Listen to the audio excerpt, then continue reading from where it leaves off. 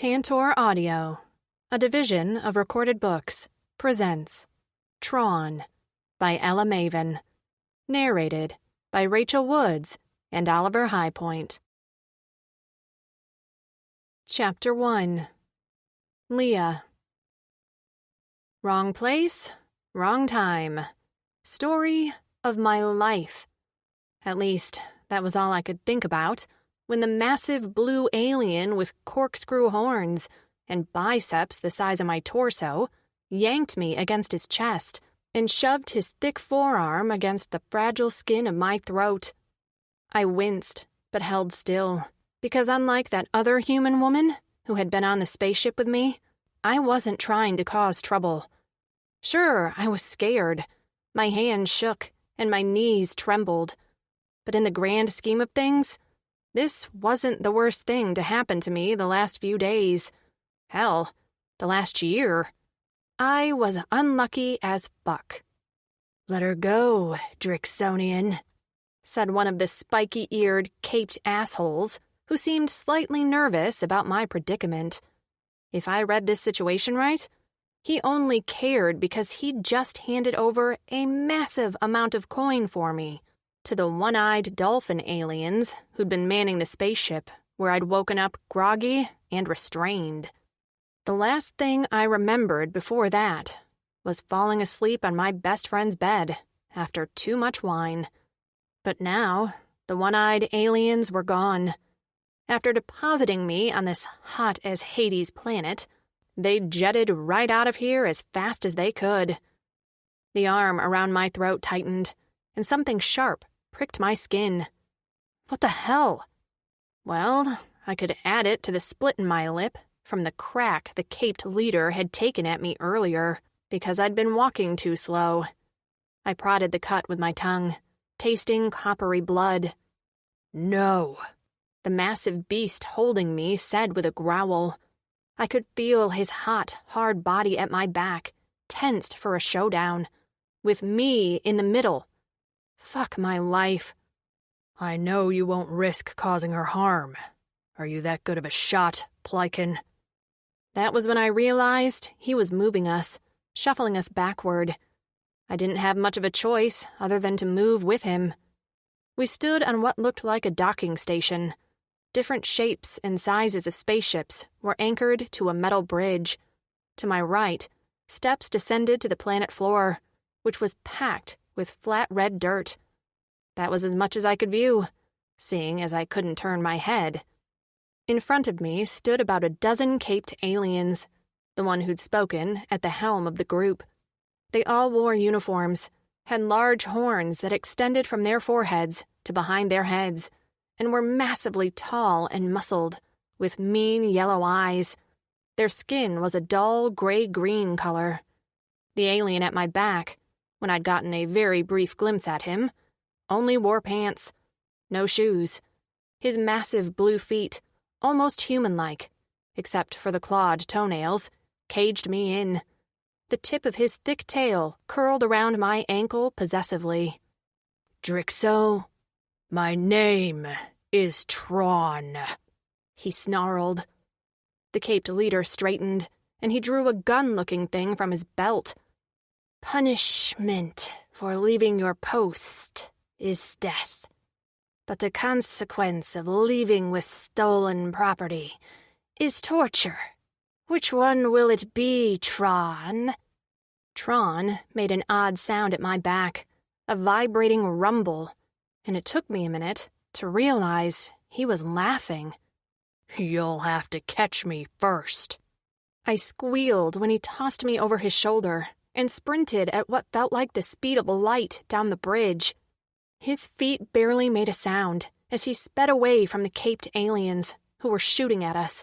Beams of light flashed past us, and I screamed while covering my head, as if that would do anything. I was confident if one of those laser shots hit their mark, I'd be toast. Dead toast. Head separated from body toast. I couldn't see where we were going, only the blue muscles of Trawn's broad back. His skin was shifting colors, patches of darker blue rippling all over, like a color-changing octopus. I shrieked as he banked a hard left and dove inside a doorway. He dropped me on a cold, hard floor before slamming his hand on a button on the wall over my head. Shouts echoed down the bridge towards us, and more shots rang out, pinging off metal, before the door slid shut. He didn't look at me, only ran past where I lay crumpled on the floor to the front of the structure. I glanced around at the domed ceiling and metal-plated floor before taking in the large cockpit with a panel full of lights and levers and buttons. We were in an aircraft, or probably spacecraft. Above the control panel was a massive curved window, looking out over the desolate-as-hell red planet with an orange skyline. I didn't want to be here, but I also wasn't too keen on being in space either. Trawn fiddled with the control panel, flicking switches and murmuring to himself. I eyed the door. Should I leave? Which aliens were the good guys and which were the bad guys? The caped jerks had paid for me like cattle, but this one had taken me hostage and threatened my life. Well, he hadn't verbally threatened me, but wasn't the physical act of nearly suffocating me considered a viable threat? I waited too long to come to a decision, because one was made for me. Trawn stomped toward me and plucked me off the ground like I was a doll. Wait, what's going on? Where are we going? I flailed, really not liking all this manhandling. Away from this Vetus forsaken planet, he growled in my face, black fangs glistening. Oh God, fangs. I went limp and stared at him. His nostrils flared, accentuating the golden studs pierced through each one. His long, thick tail swept the ground behind him, the tip twitching angrily. Flick, he muttered, before dropping me onto a seat at the cockpit. Strands of his long, dark hair, which had escaped the tie at his nape, tickled my face. Straps fastened on their own, holding me in place. He took a seat next to me and strapped himself in. After flicking a few switches, the aircraft began moving. He kept his gaze on a row of monitors, and I could see him deftly maneuvering the aircraft out of the dock. We rose in the air, and I stared out through the front windshield, wondering if I'd just traded one prison for another. A deafening crash roared in my ears just as the ship rocked violently to the right. My scream got cut off by the straps choking me. Alarms blared, and on my next inhale, I smelled smoke. Fleckers, Trawn muttered, and he seemed more annoyed than scared. This did not calm me. I felt that he should take the burning smell and ear-splitting shrieks of the alarm system way more seriously than a mumbled curse.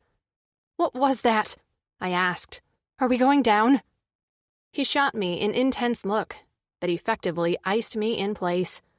That took skill to convey, "Shut up and be calm, you stupid human," by the set of his jaw. He pressed some buttons on the console, and a monitor blinked out before readjusting to a different camera feed. On the screen, I saw a row of those caped aliens holding massive weapons.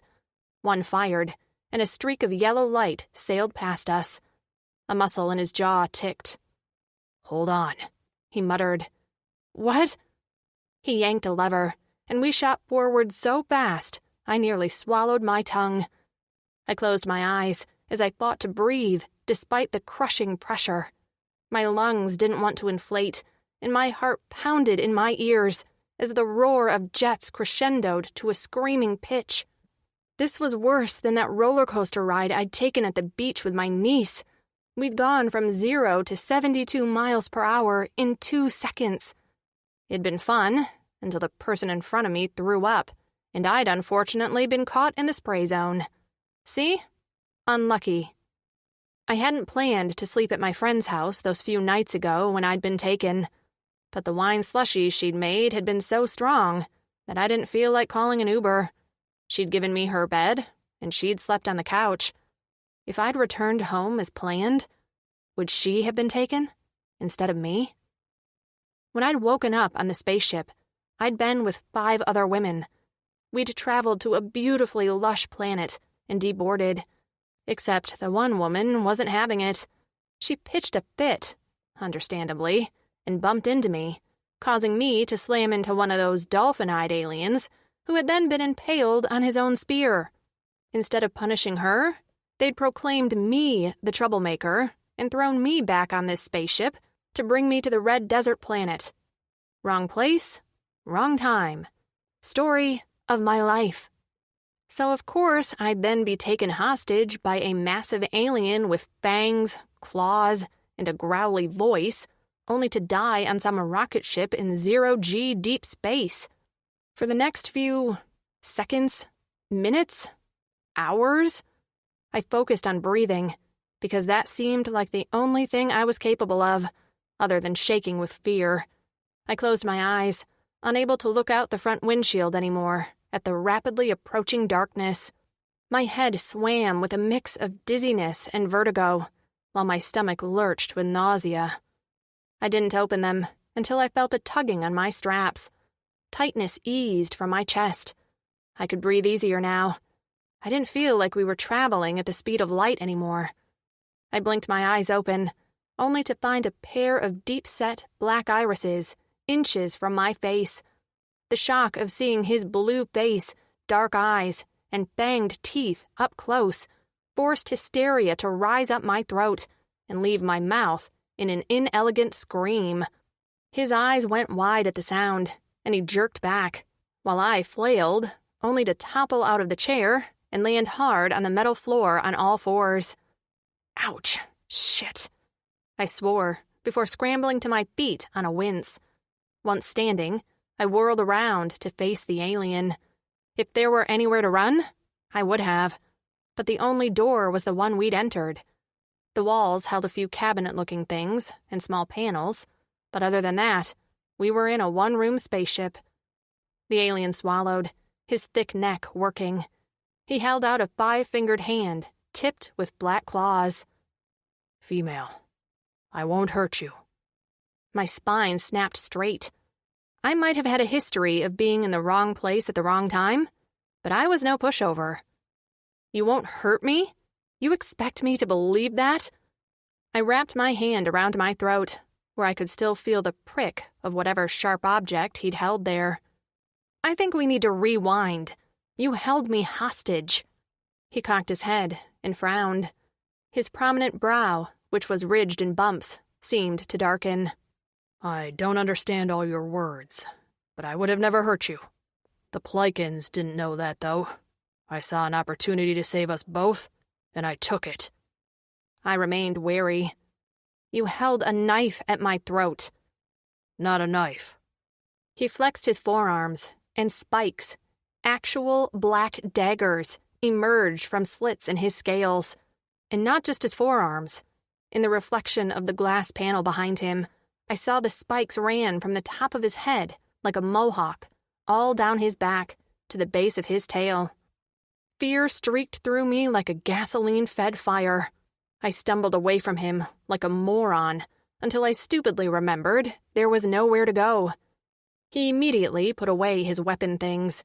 His teeth ground together before he spoke again. "I won't harm you." "Yeah, you said that already." I huffed at him, unable to remain meek and mild, even though that was probably best for my survival.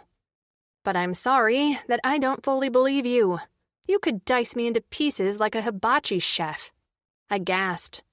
"Are you going to make me into an onion volcano?" He blinked at me in what looked like disbelief before shaking his head. "I will prove to you I will not hurt you." I eyed him. How closely was this race related to human males? Because in my experience, lying was second nature to them. "How so?" Now he just looked annoyed. "By not hurting you." That would be great, but I wasn't convinced. I crossed my arms over my chest and stayed silent. He gestured around him. "Female, if I intended you harm, I could have done it 10 times over." The ease with which you could slice me like tuna sashimi is not lost on me, but thanks for the reminder. My adrenaline was running low.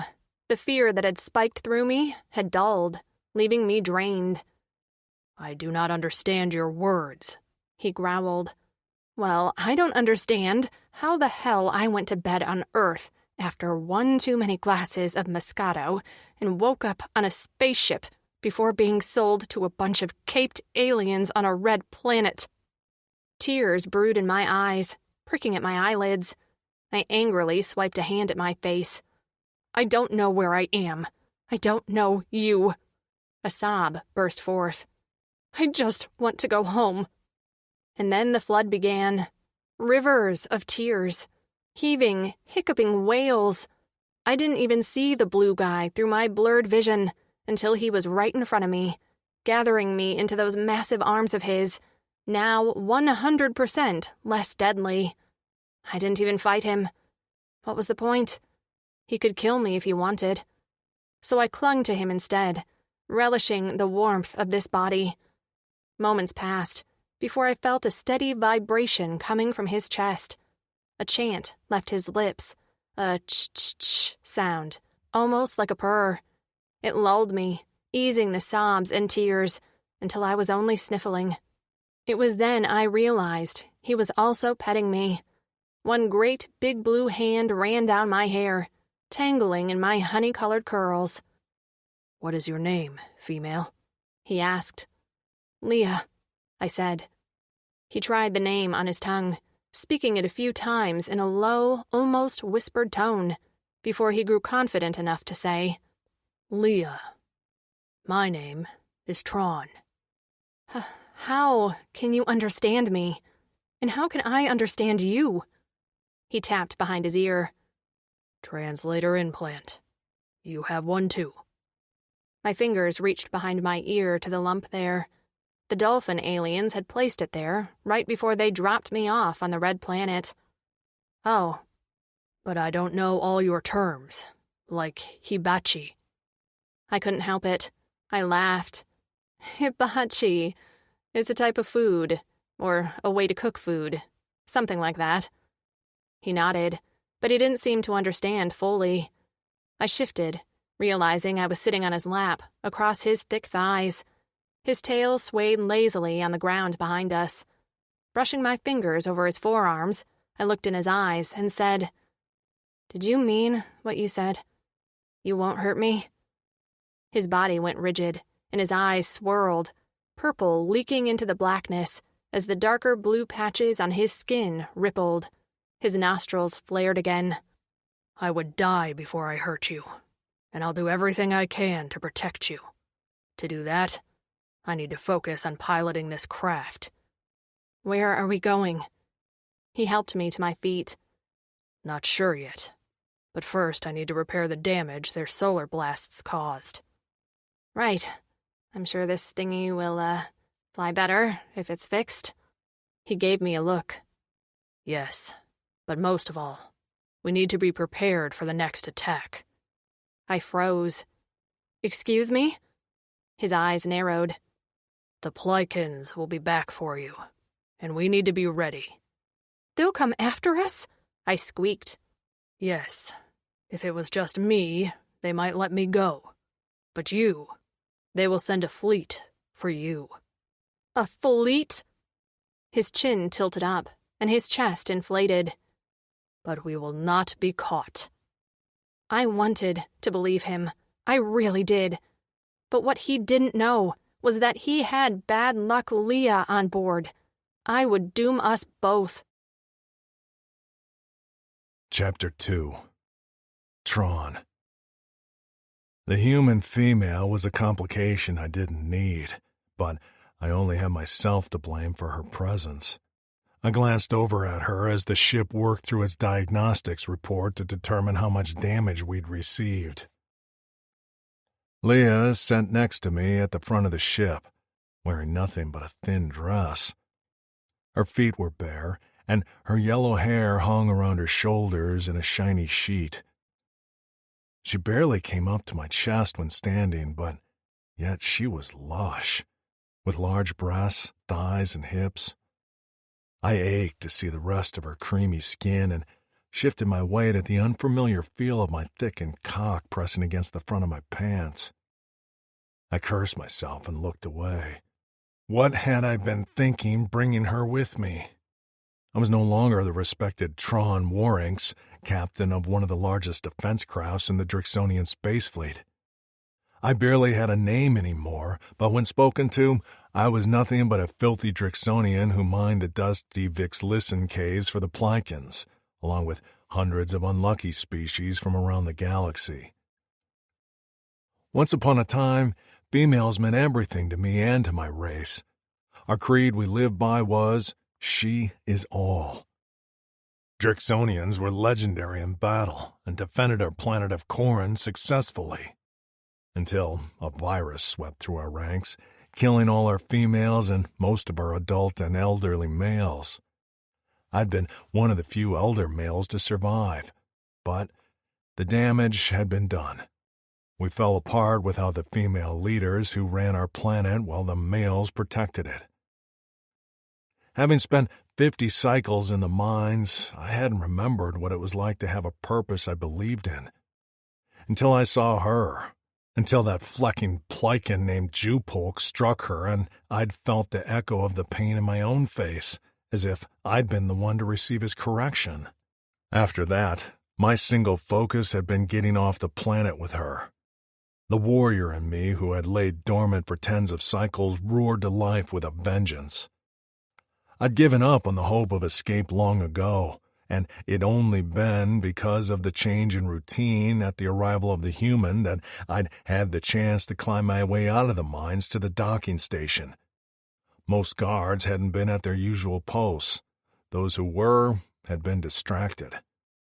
And now I was in a small craft with a gorgeous human female who stirred my blood. My cock, which hadn't shown signs of life since our Drix females died, filled to hardness in her presence, and my skin tightened with an itching heat. I wanted her, but I had to keep my hands to myself. I might be nothing but a filthy miner, but deep inside, I was still a Drixonian who would never touch a female unless she wanted it. And this wasn't a Drixonian female. This was a human one. They were a fragile species, so I had to be her protector and navigator. She'd rely on me, and I'd be flacked if I let her down. I'd already installed a cloaking shield on the craft so the Plycans didn't detect our course. I couldn't be sure how long it would hold, though, and I had a suspicion the Plycans could still hack the system to determine our location. All I could do was hope we had enough of a head start to beat them. So, She cleared her throat, and her cheeks flooded with color. Where are we going? That was the question that had been pounding in the back of my head. After our civilization on planet Corin grumbled, the Aldani on our sister planet, Tauren, offered us work. For many cycles, we were their law enforcement, bodyguards, and main line of defense. But when I was bloody and healing from a mission protecting some Aldani elite, they'd taken me from my bed and sold me to the Plycans. What they'd done to me was unconscionable, but what followed was worse. Arriving on Vixlisten after me were altered Drixonians, Aldani experiments gone bad. I'd heard of a Drix gladiator who went into a killing rage when provoked. Another Drix who they couldn't control, so they'd thrown in a pit. Another who they sent to a pleasure house. And yet another in the mines with me, isolated because he was a danger to everyone around him. The remaining Drixonian leadership needed to know about these stolen warriors, but I never thought I'd be in the position to escape. I had spent many nights dreaming of being reunited with members of my own race on Tauren. I yearned to see my brothers, the ones I served with and fought next to. Leah's presence had been the reason I'd been able to get free, but rescuing her also posed problems. I didn't know what life was like on Tauren anymore. I was torn between returning home to inform the Drixonians what the Aldani had done and getting as far away from anything as I could in order to make sure Leah stayed safe. The Rinian galaxy was no place for a human female. The alternative was to take her to Corin, our original home, and start over there with her. It'd be safe, a lush planet with lots of resources and no Aldani. Not rejoining my brothers felt like I was abandoning my race, but my purpose ran deep, and that was to protect her. She was the priority, and no honorable Drixonian would ever put anything above a female's safety. Trawn? Her soft voice cut into my thoughts. It's not like I know much about where we are. I'm just wondering, can I get back to Earth? I wanted to stab myself in the eye. Of course she wanted to get back to Earth, when I'd been doing nothing but dreaming about keeping her. But with her by my side to protect, I was feeling more and more like myself. Still, I didn't relish telling her the truth. Sorry, I said. Earth is 2 galaxies away. Only the Ragul have the capability of traveling that far. One-eyed, floppy-limbed creatures? I nodded. Her eyes glistened and she sniffed, her small nose red at the tip before turning away to stare sightlessly out the front glass. So, that's a no, then? If I had the ability, I'd return you to your home. I meant it, too. She held my gaze for a long time, her pretty blue eyes wandering my face before she sighed heavily. I believe you, she said. I don't know why, but I believe you. I wouldn't lie to you. I know, but just because people say they don't lie doesn't mean they don't lie. I frowned. Do humans lie about not lying? This made her bark out a laugh tinged with bitterness. Yeah. I didn't like this. Well, what I say is what I mean. A smile crept over her lips, transferring her face from beautiful to breathtaking. I'm learning that about you. She shook her head and fiddled with her hands in her lap. This is crazy. I have been nothing but terrified since I woke up on a spaceship, but for the first time since then, with you, I'm starting to feel a little bit safe. She waved a hand. After we got over the whole skin blades thing. My machetes, I said. What? They're called machetes. She turned in her chair so her knees bent over the armrest. With her elbows propped on her thighs, she rested her head in her hands. Can you tell me more about you? I hadn't talked about myself in so long. Flack, I'd barely talked at all. My life had been the same every rotation. Wake up, dig in the mines, eat one meal, and sleep before repeating it all over again. My voice felt raspy from disuse, but I started from the beginning, how our world was torn apart by an airborne enemy we couldn't kill, how the young males who survived, along with a few elders like myself, had been offered sanctuary by the Aldani. As I talked, her face slowly drained of color and her eyes rounded. When I ended with how I'd been working in the mines for tens of cycles, her mouth dropped open. What? She gasped. What do you mean by cycles and rotations? Rotations are from sunup to the next sunup, I said.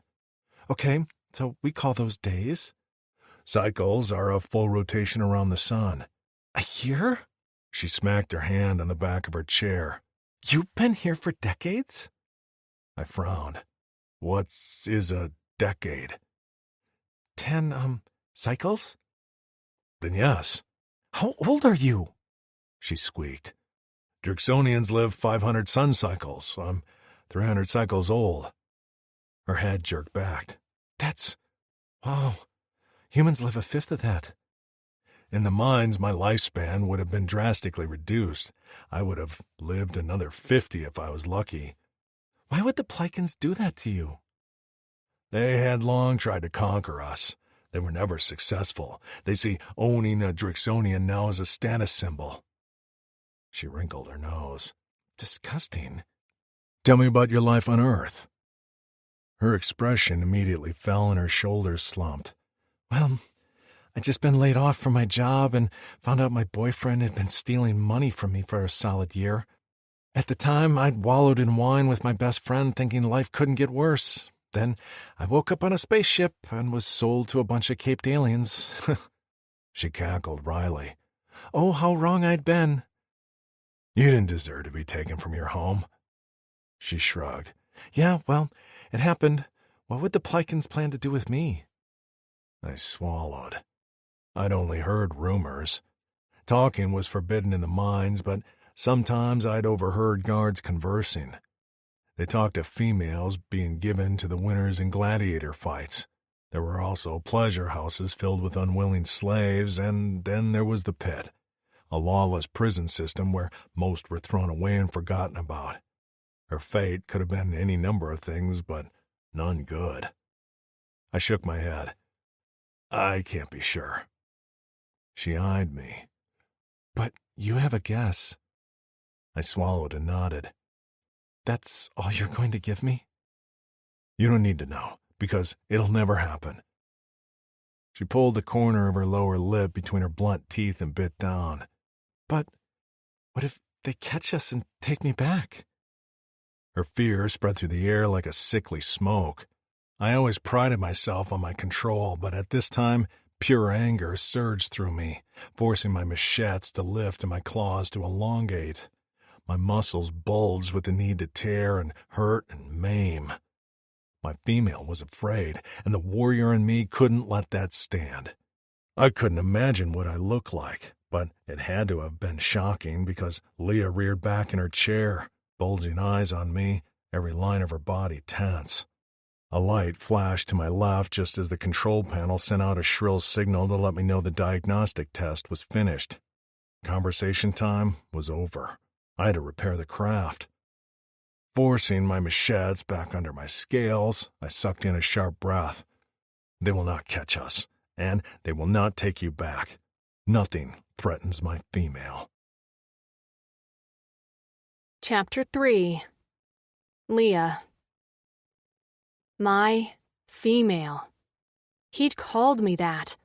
As he sat hunched over a monitor, lips pressed into a thin line, while he scanned lines and lines of symbols. I replayed our conversation in my head. I didn't recall agreeing to be his at any point. Had I? And the thing that concerned me the most was that when he'd called me his female, I hadn't been terrified. In fact, my face had grown hot, and I'd found myself looking a little too long at his dark eyes and strong jaw and massive biceps. I couldn't help it. He only wore a pair of pants. All that blue, scaly skin was just there, on display, for my viewing. And what a view it was. He was sculpted, which was probably from all the shit work he'd been doing for decades. But now he'd promised all that muscle and brawn to me. Well, in defense of my person against those caped assholes who wanted to do unspeakable things to me. So unspeakable that Trawn hadn't wanted to, well, speak of them. I couldn't stop staring at his massive, capable hands. When he wasn't angry, his claws retracted completely, which made me wonder what those fingers were capable of. For fuck's sake, Leah, really? But Bryce the asshole hadn't touched anything of mine other than my money for months. I hadn't really cared because I'd never had a high sex drive. But around Trawn, my skin felt too tight and I couldn't stop fidgeting. Had he scented the air with some crazy pheromones? What was wrong with me? But I didn't feel high or drunk or not in control of my faculties. I just felt a pull toward Trawn. An unmistakable desire to curl up in his lap and stroke his hard muscles and then stroke other hard stuff. Shit, there I go again. Before he studied whatever report he was on, he'd given me some food he'd found in a small stash on board. The meal bar, called Teen, was kind of tasteless, but I would have gnawed on cardboard, I was so hungry. He also gave me a clear liquid that looked like water, but had a slight vinegary flavor. He called it qua, and it did soothe my parched throat. I polished off the Teen bar, as well as the qua, and felt a little bit better. I couldn't remember the last time I ate. I didn't dwell too much on the knowledge I couldn't get back to Earth. I would have to deal with that another time. So far, this was kind of like a really bad vacation. A vacation with an alien with a pierced tongue. When he ate, I caught a glimpse of 3 metal balls in a row on his tongue. But what had made me nearly choke on the quaw was when he'd unfurled that tongue to lick a crumb of food off his chin. He had the longest tongue I'd ever seen. A million questions ran through my head. Why was his tongue pierced? Who did it? Abruptly, Trawn pulled back from the control panel and stood up.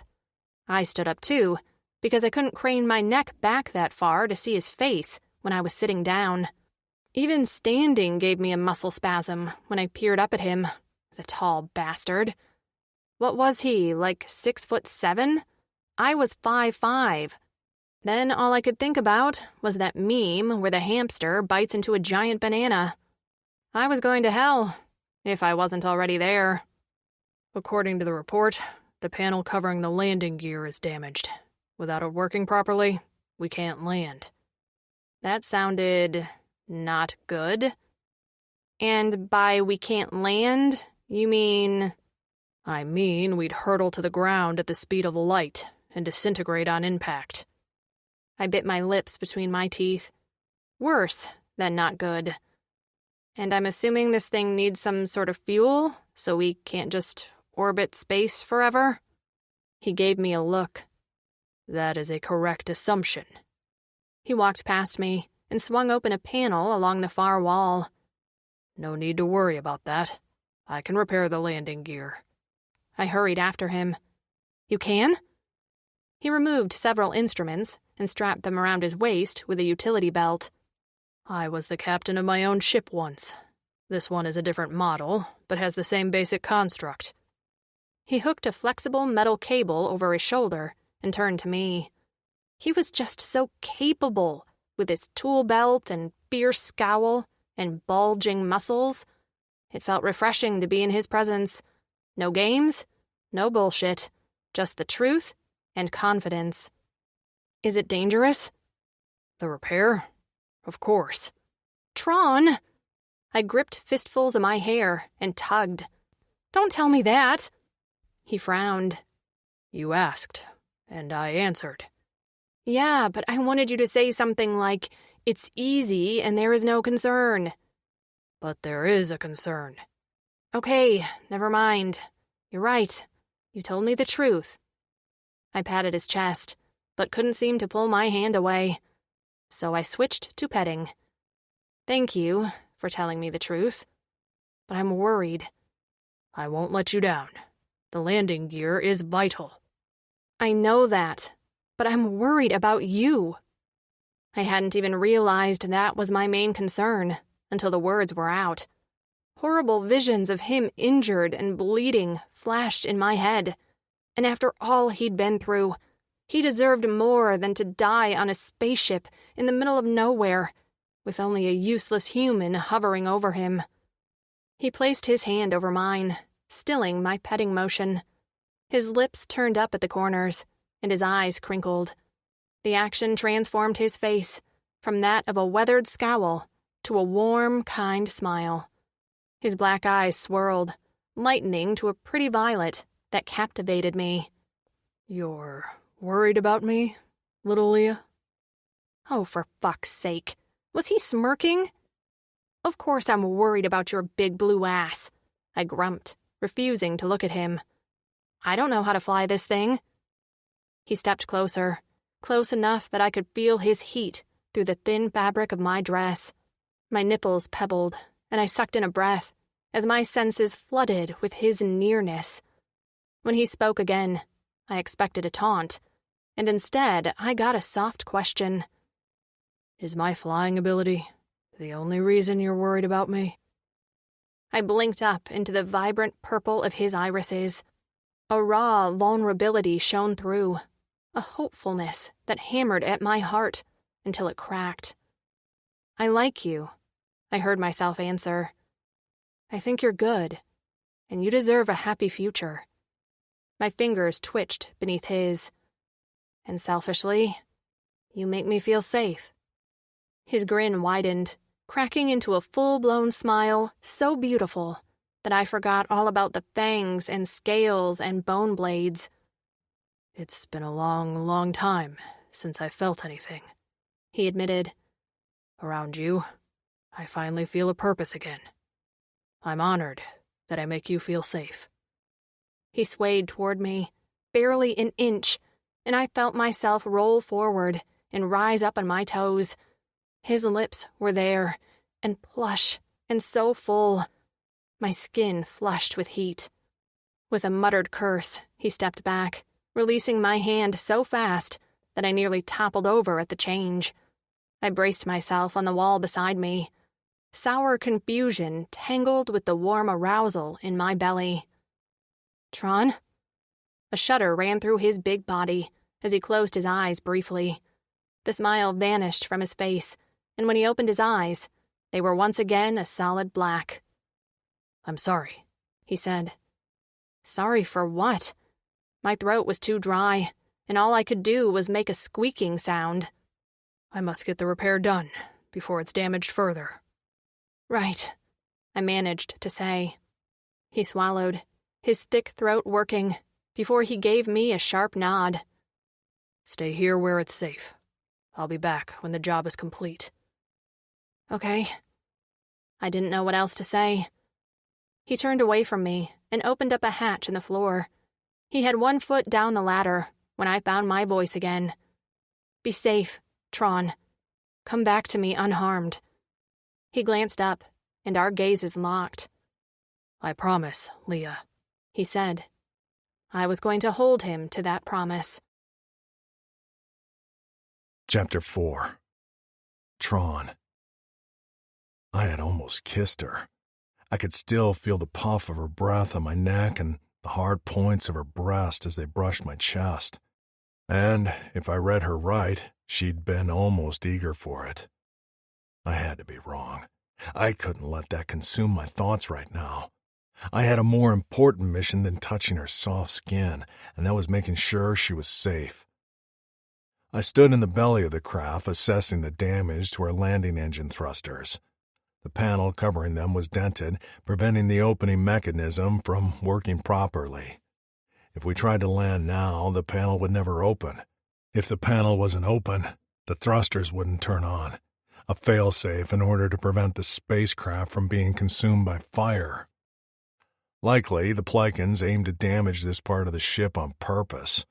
Keeping us in flight would be more beneficial to them. They'd be able to send a fleet to capture us rather than try to determine where we landed and scour a whole planet. I retrieved a toolbox from a panel along the wall and knelt down. On my ship, most repairs were automated, but on this craft, which is a smaller, cheaper model meant for short travel, it was all manual work. At least this time I'd be swinging a tool to benefit myself and not to line the pockets of the Plikins. I set to work with a blunt mallet to bang the dents out of the panel. There were scorch marks and the metal curled around holes caused by the Plikins' lasers. I was secure in an airlock. A clear hatch below me gave me an unobstructed view of space as we soared through the blackness.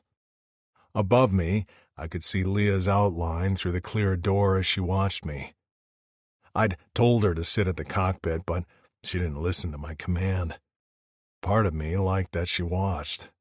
I wanted to puff out my chest and roar that I was doing the right work for a Drixonian warrior and protecting his female.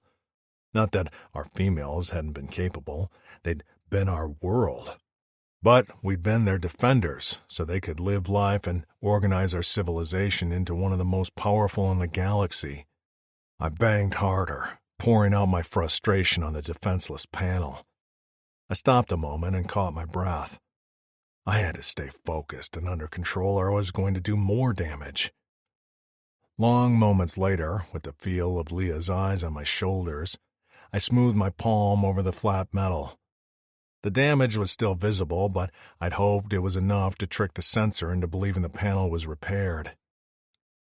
I slid the panel back into place and pulled down the manual lever on the wall. The panel slid between the track effortlessly, revealing the final airlock hatch below. A green light near the lever signaled all was well. I exhaled with a grin. I hadn't smiled in many cycles as much as I had in one rotation. I shoved up the lever to close the panel. We didn't need the landing thrusters now, but we would soon. I turned and had one hand and foot on the ladder to return to Leah when a sudden jolt sent my body crashing back to the floor of the hull. The thrusters panel closed on my thigh, trapping me to the ground just as an ear-splitting alarm pierced the air. Pain shot through my leg as the panel continued to close with what felt like bone-crushing force. I gritted my teeth through the pain and tugged, but I couldn't free myself, not against the amount of pressure behind this mechanism. My blood pumped hot and my vision swam. I fought to stay conscious through the pain as I eyed the lever. I couldn't reach it, not while my leg was trapped in the floor. "Flack!" I roared. How had a simple repair turned into this? What had hit her ship? I froze. Leah. Was she okay? I peered up to see Leah's face pressed against the clear panel, her little fist banging on the surface. Was she hurt? "Leah!" I shouted, but I knew she couldn't hear me. I couldn't hear her either. Her mouth moved and her hair was in a tangled, chaotic mess around her head. I had to get free. She needed me. Suddenly, the airlock opened with a loud whoosh and Leah tumbled down the ladder in a jumble of limbs and hair. "Are you hurt? In distress?" I gasped out, around the pain shooting up my spine. Her eyes bugged out. "Me? I'm fine. You're the one who's in trouble." "You need to get back up to the main hull," I said through clenched teeth. "It's not safe down here." "Yeah, I can see it's not." She glared at me as she ran over to the lever. She gripped the handle with both hands and tugged. It didn't budge. She gaped at me. "Why won't it move? I saw you open the panel with this lever." "You can't be down here. What if—" "I'm not going back there while you're stuck. Now tell me what to do." "Harder," I answered, not sure if that would work or if the panel was now locked in place against my leg. "Harder?" She took a deep breath and shook out her arms as she eyed the lever. "Okay," she muttered to herself. "You can do this, Leah." She wrapped her hands around the lever and this time used her body weight to hang on the lever. At first, she did nothing but dangle in the air until finally the lever dropped. She hit the floor with a thud just as the panel slid back. I gasped, and my vision whited out as blood rushed back to my lower leg. Pain, fire-hot and nauseating, raced through my body. Hair brushed my face. Little hands grasped at my shoulders as she tugged to pull me away from the open panel. She couldn't budge me, but that was enough of a wake-up call for me to come to my senses.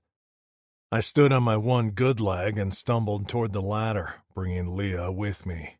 "Up," I managed to say as the pain settled into a pounding throb. She scrambled up the ladder, and I hobbled after her. The skin on my thigh, covered in much finer scales, was dark and angry, but the pain was subsiding. By the time we pulled ourselves into the hull and shut the airlock, I could just barely put weight onto it. Still, I collapsed onto my back, staring up at the dome ceiling as I wondered what had just happened. "You're sure you're not hurt?" I asked Leah. She knelt next to me, her expression pinched as she took in my leg. "I'm fine." "What hit us?" "The system said space debris. The alarm went off and I tried to yell down to you, but I couldn't figure out how to open that stupid door until after it hit us. The sensors detected the debris too late. Who knew spaceships had blind spots?" I groaned and reached down to prod my leg. "I should have been more aware. I'm sorry." "Don't be sorry, but like hell I was going to leave you down there." She sat with her arms crossed over her chest, her chin set with stubborn determination that made me want to kiss the fleck out of her. I've been so worried about protecting what I considered a fragile human female. I hadn't taken into consideration she'd be able to hold her own, that she'd help me. She'd tumbled down that ladder without a moment's thought of her own safety. She'd been worried about me. I wondered what my former friends would think if I told them a human female saved me. They'd probably tease me, then ask to meet her. "Are all human females like you?" I asked her, the pain in my leg receding. I could have used some medicine, but I'd have to rely on my body's natural healing abilities for this. She blinked. Like me? How? Brave. Her thin eyebrows arched on her forehead. Brave? No, I'm not brave, and human females are... She waffled a hand. They come in all varieties.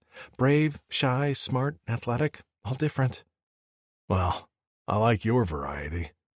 She laughed and shook her head. You're crazy. You could have done so much better than me. She sighed. Anyway, how's your leg? She stared at it. Why doesn't it look injured anymore? It's healing. That fast? Yes. She pointed to the cut on her lip. This thing won't heal for days, and you nearly have your leg crushed by what looks like a garage door. I rose to a sitting position and thumbed the split skin marring her plush lips. I wish I could kill him for striking you. I'll be happy if we never see one of those aliens again, she said. Me too.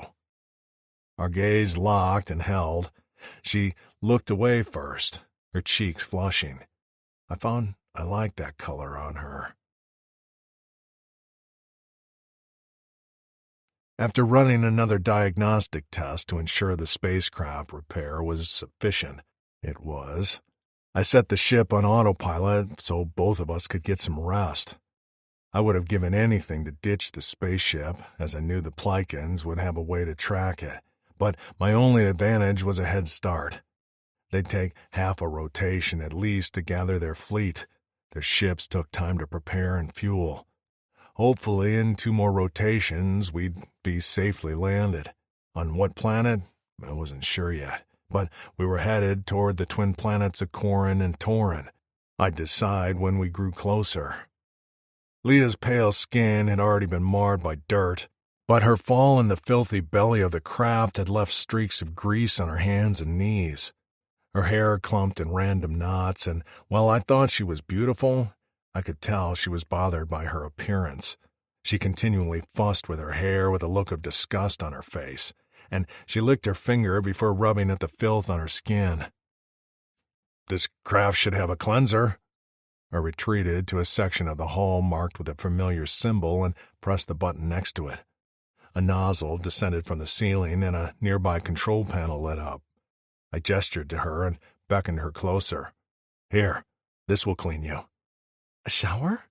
She asked. Where will the water go? Water? I echoed her word, which didn't translate for me. Yeah, liquid that I wash with? I shook my head. No liquid. Where would it drain? She nibbled her lip as she cast a look around. Good question. Stand here, I told her. I will show you. She stood awkwardly, toes wiggling on the hard floor. Should I undress? The cleanser would clean her garment, but it would do nothing to repair the holes and rips. She'd plucked at the fabric often, and I got the feeling she didn't like it. You can, I said as I pressed another button on the panel. A shelf slid onto the wall, holding a stack of clean clothes, still wrapped in their clear sanitary packaging. I took one and ripped it open with my teeth. The shirt was massive and would hang down to her knees. Would you like to change into this? She took the shirt from me and ran her hand over it. The material was much thicker and softer than what she currently wore. A small smile stretched her lips. Yeah, she said softly, and when she lifted her face, her eyes were wet. I would. Are you sad? I asked. The last time your eyes leaked, you were unhappy. She let out a surprised burst of laughter and swiped at her cheeks. No, I'm not sad. Sometimes humans cry when they are happy, too. I'm happy to be out of this disgusting dress. To me, it symbolizes not good things. I wish I had my own clothes, but wearing something you handed me is much better. I liked that she was honest with me. I could see the slight difference now. Her eyes were merely shining rather than dripping copiously, and a smile tinged her lips. You can remove your dress, I said. I'll turn around to give you privacy. When you press this button on the panel here, a strong current of air will wash over you from the nozzle overhead. It will clean your skin and hair. She eyed me with skepticism. Air? It's a condensed air that's been charged and filtered. This is the main method for cleansing in this galaxy, and one I'd only been allowed sparingly while on Vic's listen. She swallowed and dropped her hands to toy with the hem of her dress. You can turn around then. I would have given anything to stay where I was and watch as that hated fabric revealed her body to me, but she hadn't chosen that. She might have accepted me as a traveling companion, but not as a mate. Not yet. Maybe not ever. And I had to live with that. I turned on my heel and listened with rapt attention at the sounds coming from behind me. The rustling of fabric, the sound of her hair swishing over her bare back. My cock thickened and my mouth went dry. I needed to do something to occupy my mind or I'd go insane. I took a step away just as the air turned on with a loud gust. A feminine shriek cut through the air before the air shut off, and I whirled around, machetes out, ready to slice into anything that hurt my female. Instead, I found no threat, only the pretty human who consumed my thoughts standing under the cleanser completely naked. She stared at me wide-eyed, and I stared back at her, unable to tear my gaze away even though I knew I should. Her breasts were plump and luscious, topped with dark pink nipples I ached to draw into my mouth. Her belly was round and soft, while her hips flared out, giving her a curvy shape that made my cock leak. Her thighs were thick, nearly hiding her sweet cunt nestled behind a bed of light curls. I would have given up just about anything then to taste her. Trawn? She whispered just as one arm crossed over her breast while she covered her cunt with her other hand. I'm sorry, I said, still unable to look away from all that flesh on display. I thought you were hurt. No, I was just surprised. The air is strong and... She swallowed as her gaze dipped down my body. And hard. It is, I murmured. It's very hard, but it does the job. Adequately. More than adequate. I curled my hands into fists at my sides to keep from reaching out to her. You'll be cleaner than you've ever been. I don't doubt it. Her voice trembled. Not one bit. It took all my strength to say my next few words.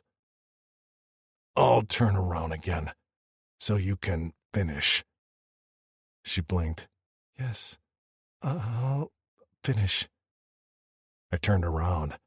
The cleanser sounded again, and I closed my eyes as I prayed to Fetus for self-control. Chapter 5. Leah. I had never been the most modest person. I wasn't an exhibitionist or anything, but I never really cared about a nip slip or whatever. I had great tits, so why not show them off a little? But Trawn, seeing me naked, felt like something else. Something bigger. Something meaningful. His gaze had held a naked lust.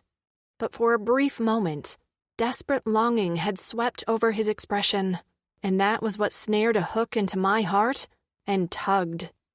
He looked at me like he wanted to kneel at my feet and worship me. It had been too much, way too much, and I needed him to turn away before I did something crazy like throw myself at him. I couldn't seem to wrap my brain around the fact that he was an alien, and we were on the run from enemies who wanted to do us harm. It was like I skipped right over that and accepted this was my new life, which was nuts. My need to survive must have forced me to adapt quickly. So when did become massively horny enter into my survival skills? Maybe I had some wires crossed inside or something. I didn't remember Bear Grylls needing to rub one out in the desert while he drank his own pee out of a snakeskin. I quickly shrugged into the shirt Trawn had handed me. It hit a bit above my knees and was a soft, warm material that immediately made me feel slightly less like a kidnap victim. I shook my hair out, surprised at how soft and clean it felt. In fact, I felt clean all over. After collecting myself, I stared at the tense muscles of Trawn's back as I cleared my throat. I'm finished. He turned around, and his gaze raked over me from head to toe. His jaw clenched, and he gave me a tight nod.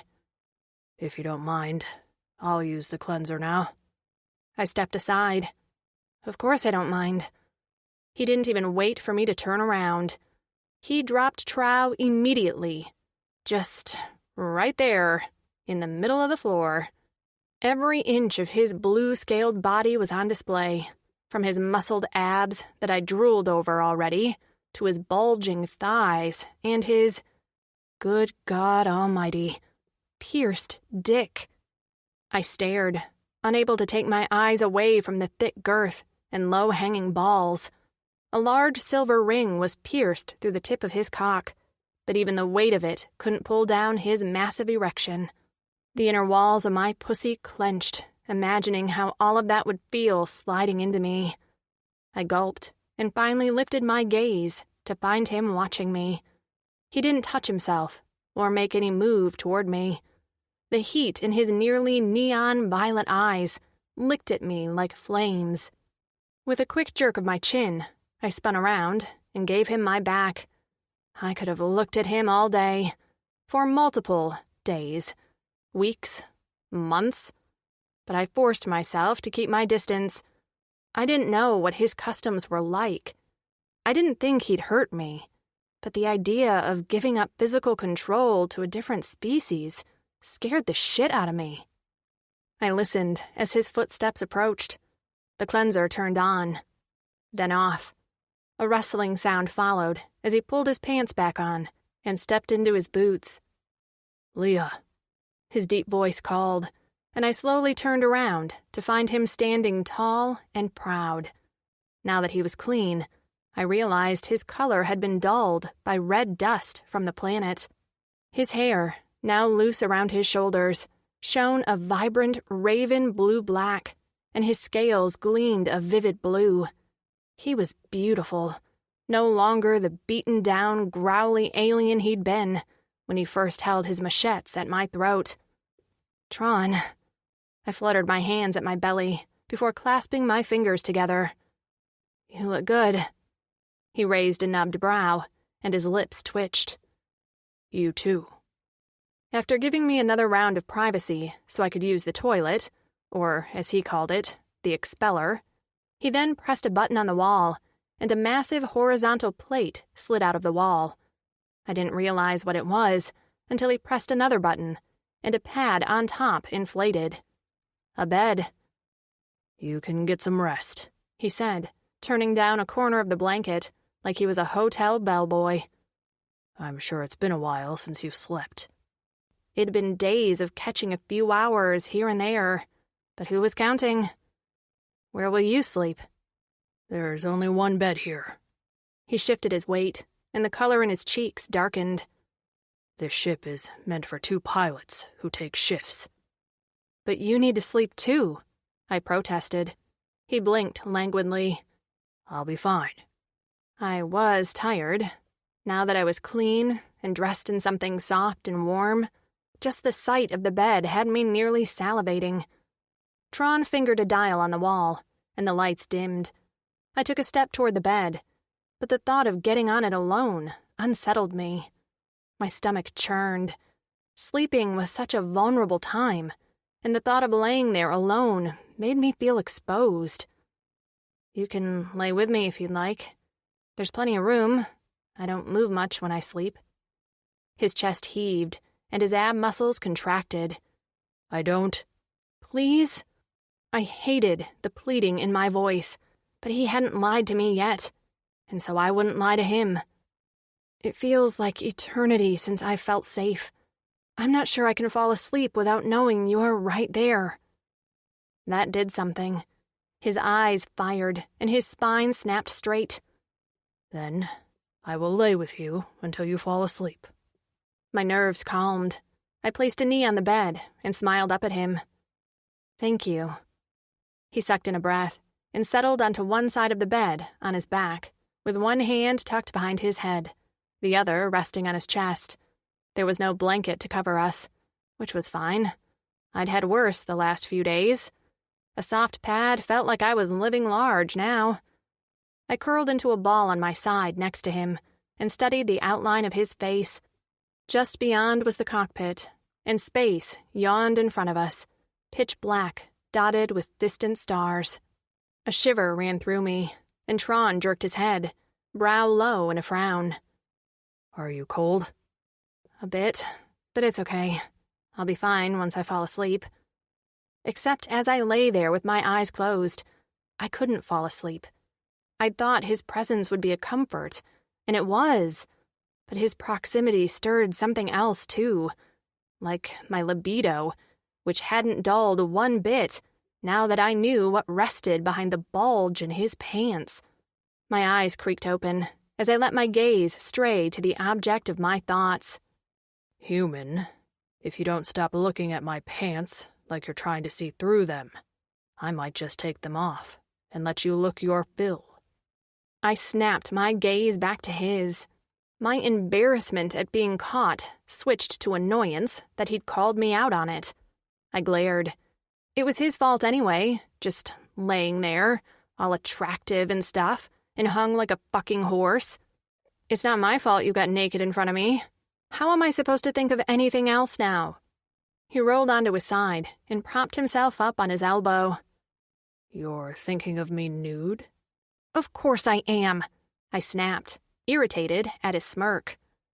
Would it make you feel better if I told you that I have pictured 1,000,000 ways to make you come in the brief time we've been laying here? No, it would not, I huffed. The amused gleam in his eyes annoyed me, and turned me on at the same time. No? No, because picturing it does nothing for me. Why was I poking the beast? I didn't stop, even as his smirk dropped off and his lips curled into a feral snark. Maybe I want you to do more than picture it. Are you up for that? That was either the wrong thing or the right thing to say. I'd know soon enough, because in the next second, the beast pounced. He descended on me like a conquering warrior who was owed his spoils from the war. His lips surged against mine, his tongue immediately demanding entrance. I let him in, because I wanted to be his. In this moment, regardless of consequences, I couldn't imagine not exploring the magnetic pull between us. Our tongues tangled, and he moaned deep in his throat as his hard length pressed against my stomach. The piercings on his tongue tickled mine. My core clenched, and I clung to his shoulders, digging my nails into his scales. He pulled back long enough to spear me with a heated look. Let me taste you, Leah. Please. You are, I murmured, eager for more. He shook his head as he skimmed his fingers down my shirt to press over my pussy. No. Here. I want to taste your cunt. My whole body went tight with desire. Out of all the aliens I came across, I found a species that did oral. That wasn't the kind of luck I was used to. I had to make sure I was hearing him right. You mean, taste me? With your tongue? I asked. His nostrils flared. Yes. Is that not an intimate act humans perform? I wasn't going to get into that with him. It is. You can taste me there. His lips curled back, and his fangs gleamed. I was about to ask him if he knew what he was doing, before he slid down the bed, threw my legs over his shoulders, and buried his face between my thighs. At the first lick of that broad, pierced tongue across my pussy, I arched my back on a scream. He latched on like he was on a mission, like the folds of my pussy held the elixir to immortality. He swirled the balls of his tongue around my clit and sucked. I nearly levitated off the bed as fireworks flashed behind my eyes. I gripped his silky hair in my fist and bucked into his mouth.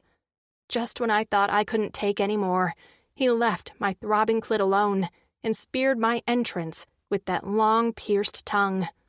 "Trawn!" I cried, just as his tongue began to vibrate. A rumbling purr that originated in his chest rose up his throat and down his tongue to set my whole body alight. I didn't have control over my limbs anymore. I flailed and screamed and thrust against him. I wanted to come, but I also didn't want this to stop. I hung on the precipice of mind-numbing pleasure until he growled while thumbing my clit with his other hand. At that, I detonated, my vision shorting out as waves of desire coursed through my body. My inner walls clenched down on Trawn's thick tongue as he worked me through my orgasm. When my back finally collapsed onto the bed and my fingers fell away from his hair, I was wrung out and exhausted. Swiping his mouth with the back of his hand, Trawn loomed over me. I expected him to leer at me with a self-satisfied smirk, but instead, his eyes swirled a light purple, and his ruddy cheeks were tinged with a deep violet, while his swollen lips were parted in awe. He brushed my hair off my face and pressed a chaste, precious kiss to my forehead. Beautiful, he murmured there, his lips swishing back and forth across my skin. So beautiful. Thank you for giving me that. Giving you that? I huffed a coarse laugh. I should be thanking you. I reached down to return the favor. When my hands closed around the hardness in his pants, he went still. I froze too at his sudden stiffness. Are you okay? I asked him. His dick was a steel rod in my palm, so I knew he was turned on. He swallowed. I've never done this. I blinked at him and slowly withdrew my hand. Done what?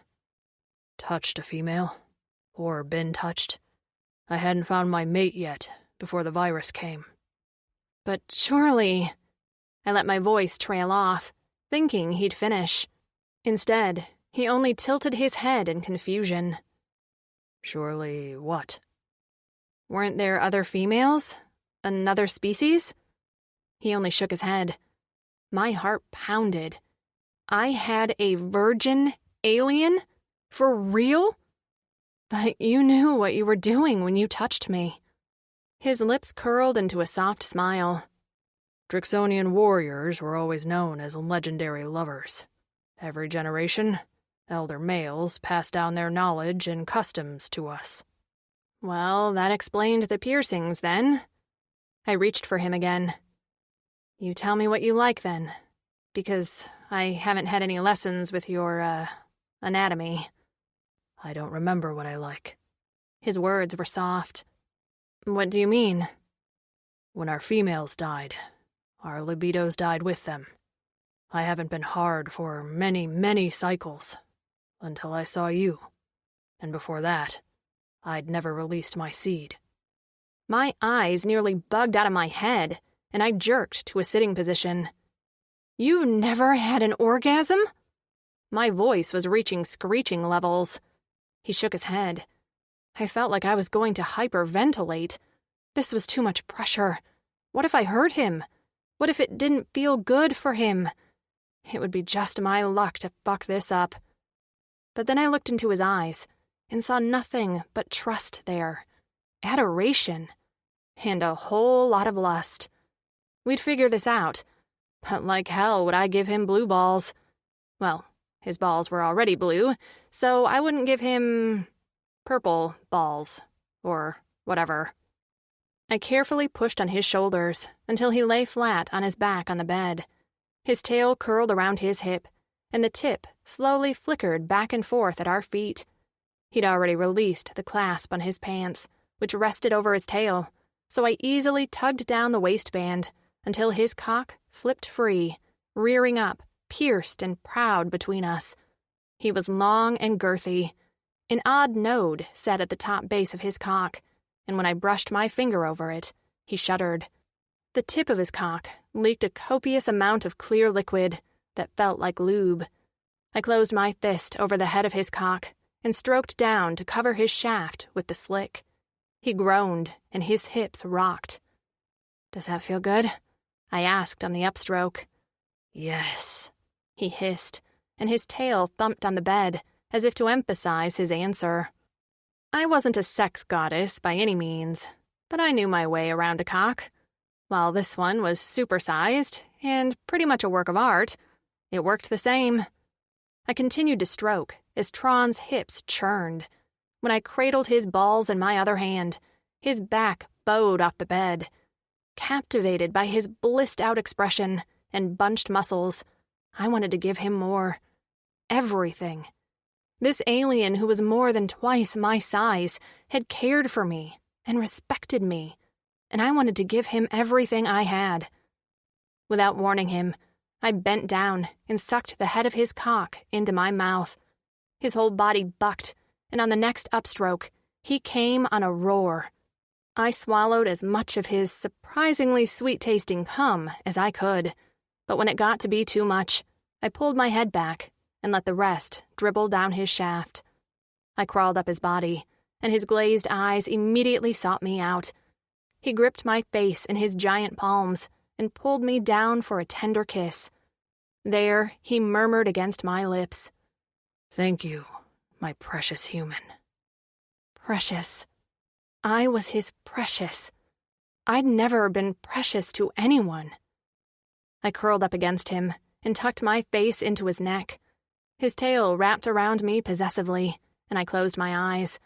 For a moment, I let myself revel in my good luck at meeting Trawn, and didn't let myself think about when that luck would inevitably run out.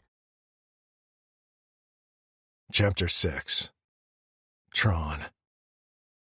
I stared at my female sleeping next to me, in awe of the way her light eyelashes rested on the tops of her cheeks. Her small hands curled under her chin and her lips were slightly parted in sleep. She'd gifted me so much. I could still taste her sweet cunt on my tongue and feel the heat of her lips wrapped around my cock. I wanted her again, now. But she needed a rest, and I needed to focus on getting us as far away from Vic's listen as I could. I'd gone from the feeling of needing to protect a female to needing to protect her, Leah, my brave human. My purpose was singular and focused. She was the priority now. I ran my fingers through her golden hair, amazed at the way the strands shone in the dim light. After a lifetime of pain and anguish, I finally found something good. My Leah. Anyone who wished to do her harm would have to kill me first, and I was damn hard to kill. Without rousing her, I slowly rose from the bed. She remained in a tight ball, her breathing deep and even. Retreating to the control panel, I sat and stared out the clear front panel, assessing my options. Earlier, I'd sent a message to Shep, an old friend of mine and a trusted healer, but all the comms came back undeliverable. The only accessible receivers were Aldani. I cursed. I couldn't imagine the Dirksonian had been defeated in a battle with the Aldani, but their loss of access to the Galaxy network was concerning. I felt pulled in two directions, between loyalty to my warriors and to Leah. Returning to Torren to assist the males of my race tugged at the logical side of me, but with each pounding echo of my heart, Leah's safety rose to importance.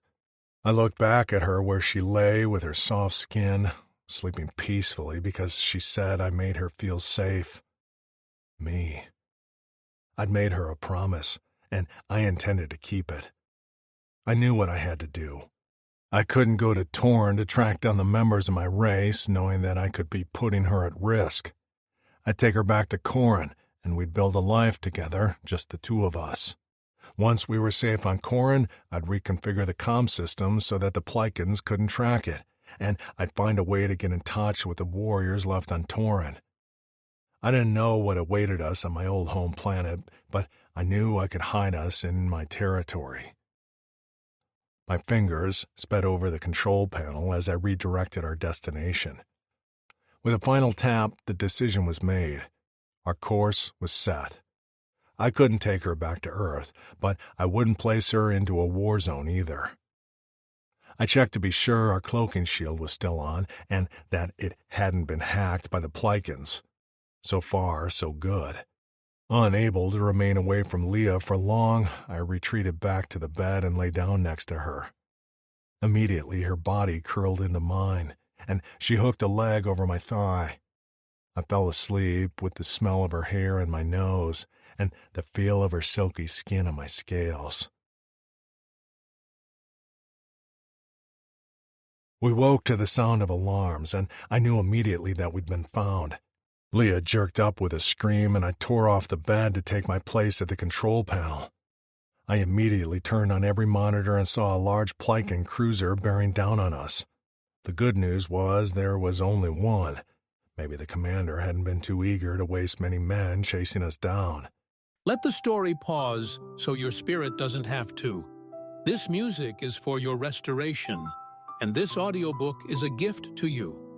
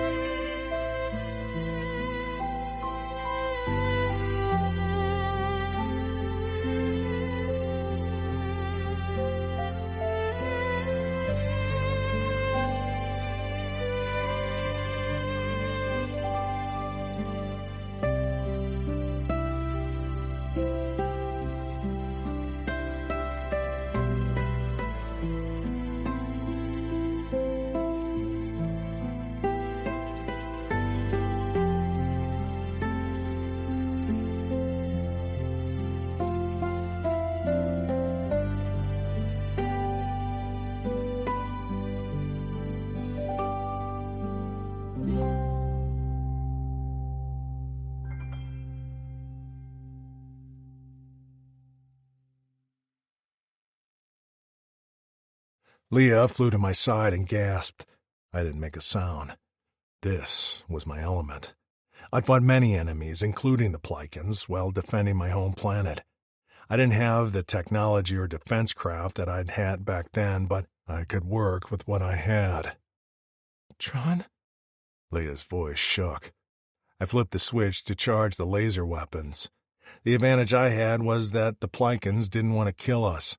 They wanted to board us and take Leah. All I had to do was keep them away and use what little weapons this spacecraft had. I accessed the weapons control and locked the laser target onto the Plycan cruiser, aiming for the thrusters. The cruiser was too large for a cloaking shield, while ours, as I'd suspected, had been breached. The Plycans likely assumed I didn't have knowledge of this craft's defense system. They would assume wrong. They had no idea a former Drixonian fleet captain had been toiling in their mines. I set the tracking on the Plycan ship and fired. An explosion rocked our smaller craft, and for a moment I thought we'd been hit, until the monitor on the screen showed a giant fireball in the Plycan ship in pieces. Leah clapped her hands over her mouth, eyes wide, but I didn't celebrate yet.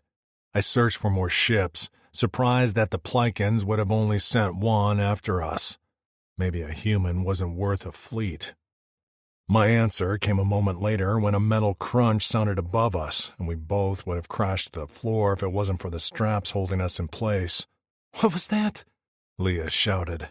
I knew exactly what it was, just as a giant tear along the seam in the ceiling ripped open with a deafening screech. We were being boarded. The Plycans must have sent a smaller shuttle and attached it undetected to the top of our craft. Leah screamed just as 4 Plycans dropped through the hole to land on our floor with a thud. I ripped off my seat straps and tore Leah from hers before shoving her behind me. I had nowhere to hide her on this tiny ship, and so I was all that was standing between her and a lifetime of servitude on Vix Listen. It would never happen. The Plycans normally had solar guns, but not in deep space, as there were no sun rays to charge them. They were taller than most Drixonians and strong with a thick skin that was hard to cut into, especially around their neck. Well, they had long blades in their fists. What they didn't have was my machetes and my motivation. Jupolk dropped down behind them, his cape swirling around his booted feet. His soldiers didn't wait for orders, as he'd likely already given them. "Kill the Drixonian, take the human." I surged forward as they came at me with their long, useless blades. They thought I was meek back on Vix Listen, but I hadn't had a flecking thing to live for there. But now, I had a female, and not just any female, but Leah. Leah, who was my sun and my purpose. I'd orbit her for the rest of my life, ensuring she burned bright. I didn't even feel the blade sinking into my skin as I slashed at 2 of the soldiers with my machetes and swept a 3rd off his feet with my tail. The 4th fell victim to my head spikes before I finished off the rest of them. The battle was over before it really began, because a Drixonian warrior was powerful alone, but with his female to protect, he was unstoppable. And in that moment, I was that warrior.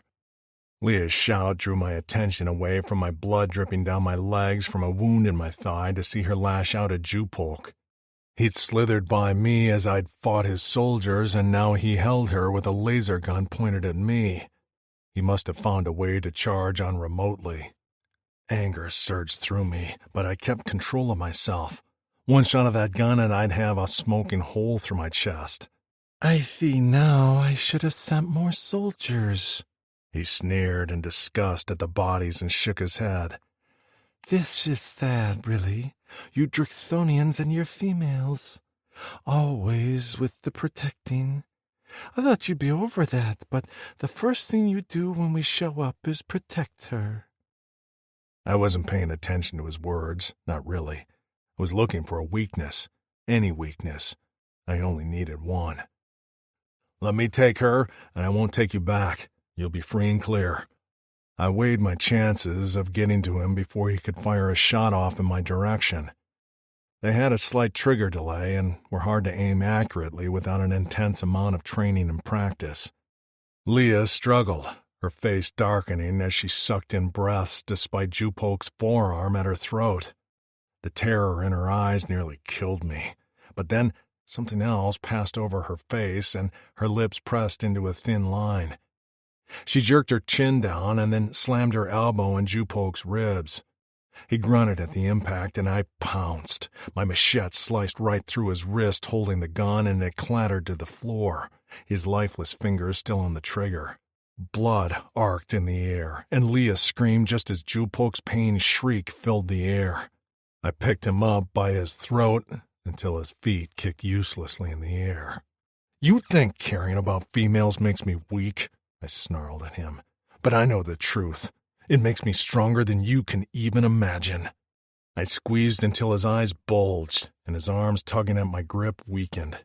Only then did I drop him to the floor in a heap and swipe my machetes across his throat.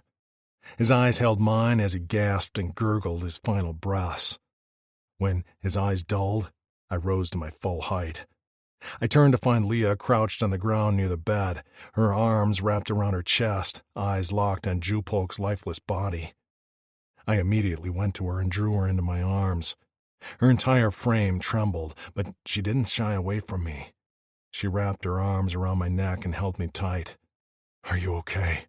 I asked. "That was so brave what you did." "You're bleeding," she whispered. "I am already healing." My wrist burned slightly, and I flexed my fist behind her back. The burning intensified, though, until the pain made me suck in a breath. Leah gasped and withdrew her arms from around my neck. I thought it was a reaction to me until I realized she too was wincing and rubbing her wrists. "What's wrong?" I asked. My answer came a moment later when her wrists began to glow. Chapter 7. Leah. My wrists burned badly, like 1,000 bees had stung me. I studied them and couldn't find the source of the pain until, well, some crazy shit happened. I wouldn't have believed it if I didn't see it with my own eyes, but I did, plain as day. 2 parallel black lines ran around my wrists, like an invisible tattoo gun was etching them into my skin. They hurt, but I was too stunned to move, as the lines, about 2 inches apart, met where they'd started, creating a band on each wrist. Then the pattern of swirls and loops started between the 2 lines. I stared up at Trawn, but he wasn't looking at my wrists. He was staring at his. I dropped my gaze to see that marks identical to mine were now etched on his wrists. When the pattern covered the entire way around my wrists, the lines flashed a bright light before darkening to a yellow gold. The pain faded, and I was left with golden tattoos matching Trawn's. My head ached and felt crowded, like someone else was in there, which sounded crazy, but probably no less crazy than magically appearing wrist tattoos.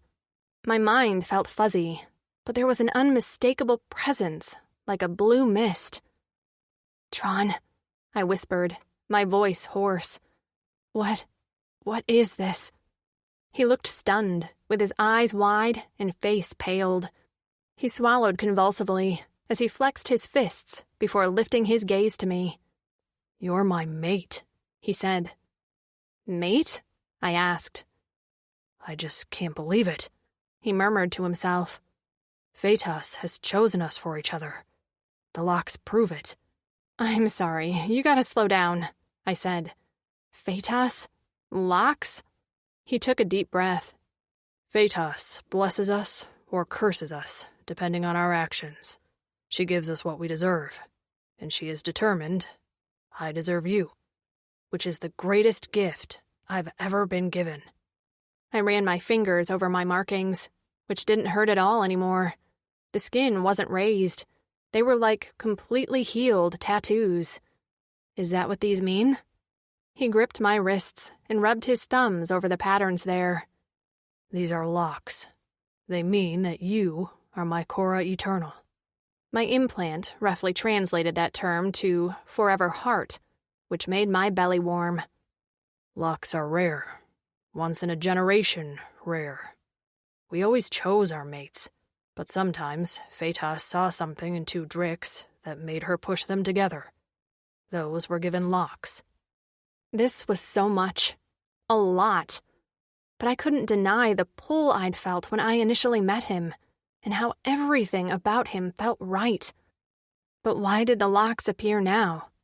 He shook his head. "I should have seen it. When the Plycan struck you, I felt the blow myself, as if he'd struck me. That started the bond.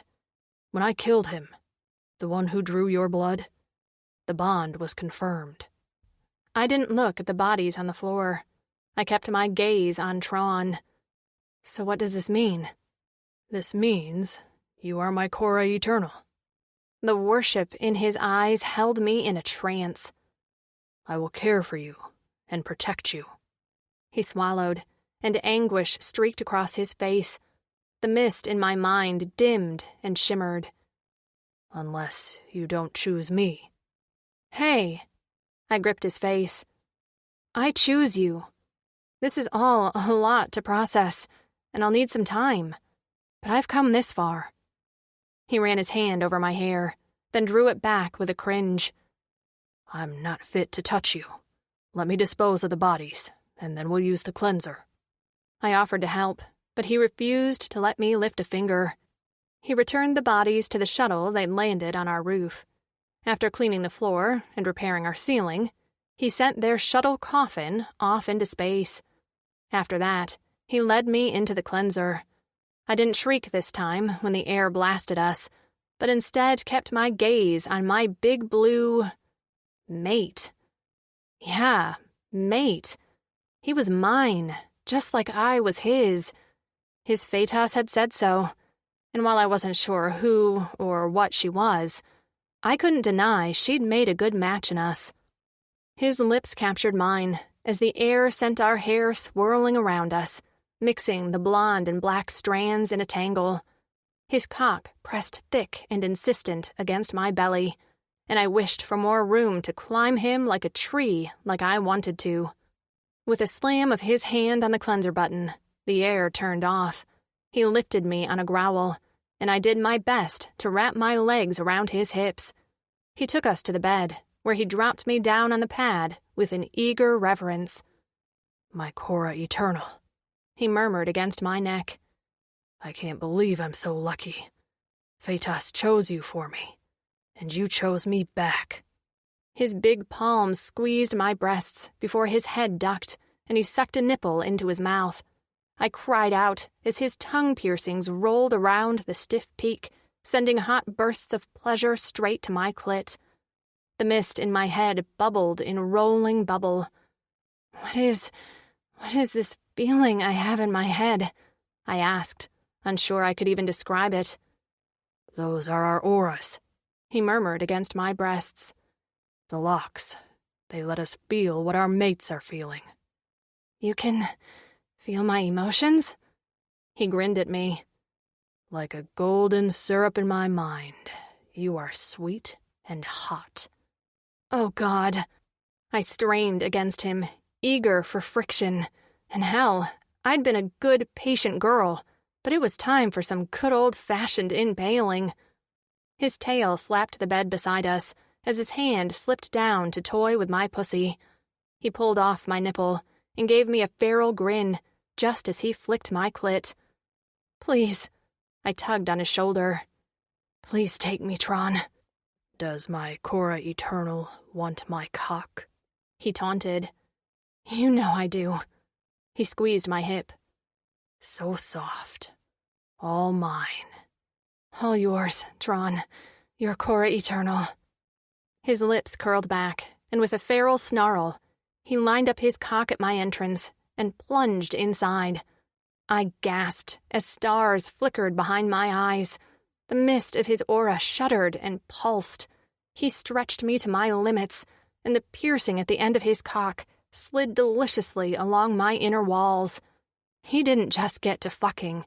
He rolled his hips and angled just right until I screamed at the first touch to my G-spot. That's it, he growled as he began to fuck me in earnest. Get yourself off on my cock. Feel how hard you make me. I writhed against him, clutching at his arms and his hair. Just when I thought I couldn't take any more, something latched onto my clit and sucked. I bucked and looked down to see that node on his cock working my clit like my own personal vibrator. After that, I couldn't speak, only take what Trawn was giving me as he fucked into me like an animal. Waves of pleasure beat through my body until I was coming like a geyser, my mouth open in a wordless scream. Trawn's hips stuttered and his growls deepened until they vibrated the whole bed before he came on a roar. The spacecraft filled with our panting breaths. I stared up into the face of this alien who'd managed to take the worst luck of my life and turn it into something beautiful. He slid down to my side and held me against him while pressing kisses to my face, neck, and hair. "I will do everything I can to make you happy," he said. "We're traveling to my old home planet, Corin. No other warriors, just you and me. I'll make us a life there, and when I know it's safe, we'll reach out to the rest of my race. I won't risk your life traveling anywhere else until I know you won't be harmed." I knew he'd said the rest of his species were on the sister planet. I had thought he'd want to travel there, with me in tow. "Are you sure?" "I'm positive," he said. "The course is already set. You, my Cora Eternal, are my priority now." I'd never been anyone's priority. I marveled at how much my life had shifted course in a short amount of time. I gripped his face and brushed my thumbs over his sharp blue cheekbones.